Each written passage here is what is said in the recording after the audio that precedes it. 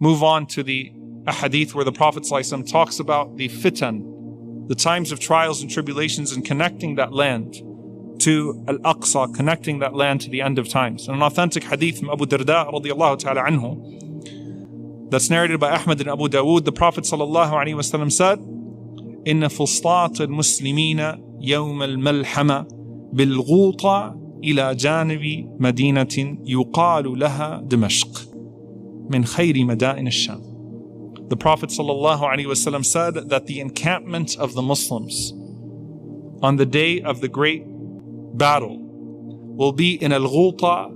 He's talking to people ﷺ in Mecca, in Medina. He says, will be in a city of Al-Ghulta besides a city called Damascus, which is one of the best cities in Ash-Sham. So the Prophet ﷺ praised Damascus in particular, and he praised this area in particular.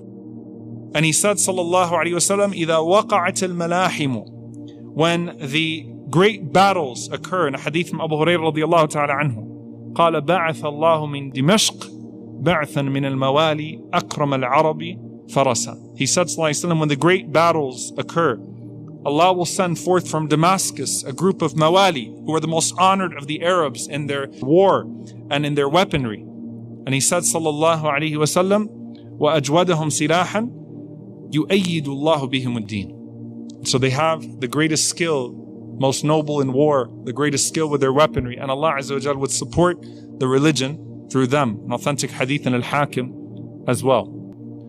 And then he said, sallallahu alayhi wa sallam, as he referred to the end times of Dajjal, he said, sallallahu alayhi wa sallam, that if I am here while he emerges, then I will fight with him on your behalf. SubhanAllah. Our Prophet ﷺ, who used to stand in the front in the battles, who didn't used to lead from behind, who used to lead from the front, sallallahu alaihi wasallam, said, if I am with you when a Dajjal appears, then I will be fighting with you against him. But if I am not amongst you, then everyone will have to fight for themselves. And Allah Azza wa Jal will be the protector of every Muslim. And he said, sallallahu alaihi wasallam, to protect yourself, then recite the opening verses of Al-Kahf, because they will be a protection against his fitan. And subhanAllah, you think about all of the different connections between Ashab al-Kahf, the sleepers of the cave, and that time of fitan, the time of trial and tribulation, where time doesn't make sense, where deception is all over, where you have to flee with your religion. And the Prophet ﷺ is saying, hold tight to those opening verses of Al-Kahf. And then he goes on to say, sallallahu alaihi wasallam, that he will stay on earth for 40 days. One day will be like a year, one day like a month, one day like a week, and the rest of his days like your normal days. And the Sahaba say, Ya Rasulullah, what do we do when one day is like a year? How do we calculate our salawat? And the Prophet sallallahu alaihi wasallam says, estimate your timings accordingly. This was the priority of the Sahaba, is that when time becomes this way, how do we pray our prayers? And the Prophet ﷺ said, estimate your times amongst you and continue your salawat. And then he says, sallallahu alayhi wasallam, at that point, ينزل Isa ibn Maryam alayhim as-salam عند المنارة البيضاء شرقية دمشق. He said, sallallahu alayhi wasallam, that on that day, at the end of it all, Jesus, the son of Mary, may Allah send his peace and blessings upon them both, will descend at the easternmost part of Damascus at the white minaret. An authentic narration in a Tabarani as well. What do I want you to take from this? I want you to put yourself in the scene of those days as they come. The Prophet ﷺ mentions multiple ahadith that at the end of times, the Dajjal will lay siege to a group of the believers in the mountains of Ila, which, as we said, is Jerusalem. And they will call upon Allah subhanahu wa ta'ala asking for help, and that shows you a sign that At-Ta'if al-Mansura, that the last bastion of believers remain around the area of Al-Quds, and that amongst them will be Al-Imam al-Mahdi, and that he will gather them from that area and he will flee towards Damascus, flee towards Damascus. And that's where you have al-malahim, that's where you have battles, that's where you have so much that occurs and that unfolds before us. إذ صاح فيهم الشيطان إن المسيح قد خلفكم في أهليكم, that verily the Dajjal has appeared amongst your family members. And the Muslims at that time, as the Prophet ﷺ is describing it to us, are in the greatest fitna that they've ever been in. They've lost family members at this point. They're feeling absolutely hopeless.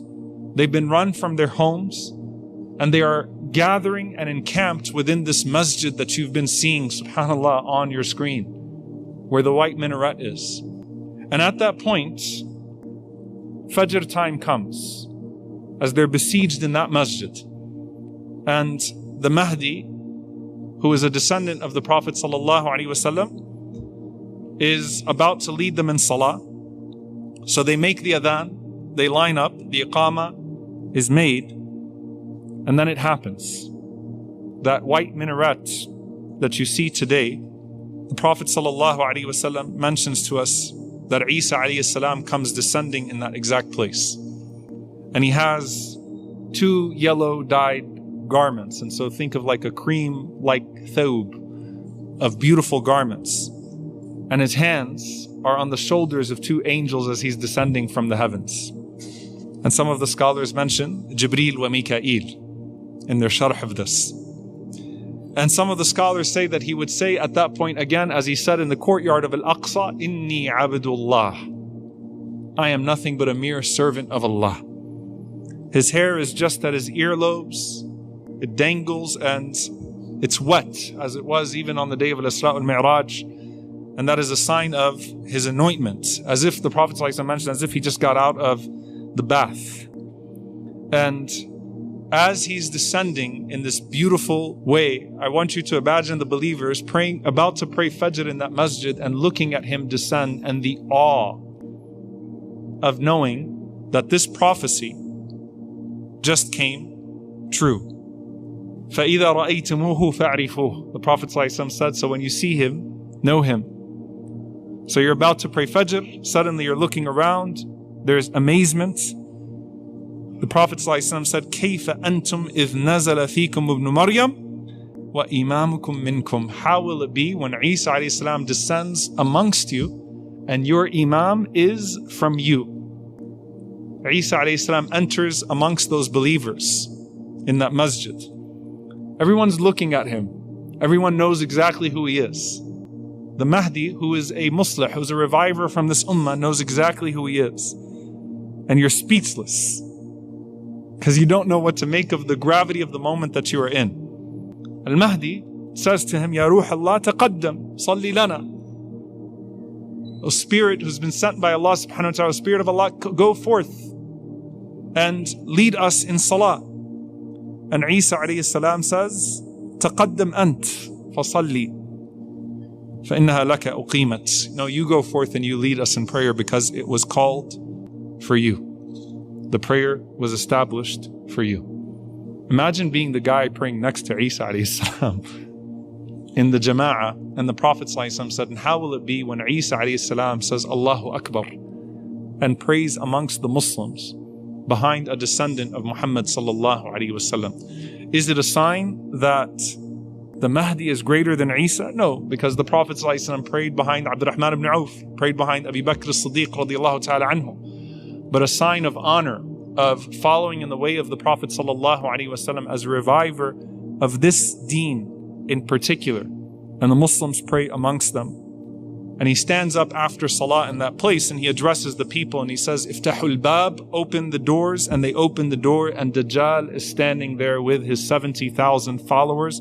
And the Prophet ﷺ said that when Dajjal sees Isa alayhi salam, it's like salt dissolving in water. And Isa alayhi salam says, Inna li fika darba, that I have been commanded to strike you and you will not escape me. And he will chase him to the gates, as the Prophet ﷺ said, of Al-Lid in Palestine.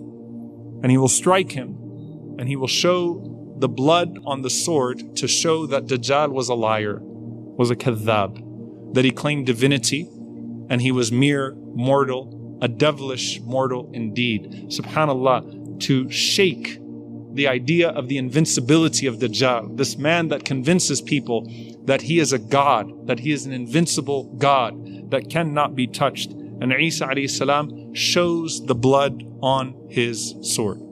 From that white minaret in Damascus, back to Palestine, back to Al-Aqsa, with the followers of Isa alayhi salam. I do want you to recognize the gravity of the moment that you are witnessing right now and the scenes that are being seared into our hearts and our minds. And this is not to make you apocalyptic, to think, well, in that case, let's just wait for it all to unfold. I want you, as you see these things unfold, to constantly go back to the promise of Allah and the prophecy of the Prophet sallallahu alaihi wasallam, and to recognize that even if our enemies plot against us, which they do, even if they infiltrate, which they do, even if they plan and they seek to surprise, which they do, إِنَّهُمْ يَكِيدُونَ كَيْدًا وَأَكِيدُ كَيْدًا وَيَمْكُرُونَ وَيَمْكُرُ اللَّهُ. They plan and Allah plans. They plot and Allah plots. And so as these events unfold, it cannot be that these images are being seared in the hearts of the minds of the believers, except for us to start thinking deeply about how transient this life truly is, and that we are, subhanAllah, indeed witnessing something truly historic in our eyes, in our hearts, and in our minds. It's also to remind you that just as Yahya alayhi salam was killed, Allah subhanahu wa ta'ala brings back life. Just as Isa alayhi salam was plotted against, Allah subhanahu wa ta'ala brings back Isa alayhi salam. Just as people would succumb to despair in the time of Dajjal, some of them either believing that this is it, we cannot overcome this, or that maybe he is divine. Allah Azza wa Jal will show the blood of a Dajjal to show that Allah subhanahu wa ta'ala was always in charge, and that the believers should not despair, but the believers should ground themselves in what these people of faith ground themselves in. And that just as Allah subhanahu wa ta'ala rescued the Prophet sallallahu alaihi wasallam, he left Mecca, and I'll leave you with this final reflection, he left Mecca, as Ibn al-Jawzi rahimahullah said, to Medina, only to come back stronger to Mecca. They leave Jerusalem to Damascus, only to come back stronger. And so when Allah subhanahu wa ta'ala causes a people, a righteous people, to be run out of their land, He only brings them back, وَيَجْعَلُهُمُ الْوَارِثِينَ, and He makes them the inheritors of that land with greater power and with greater glory.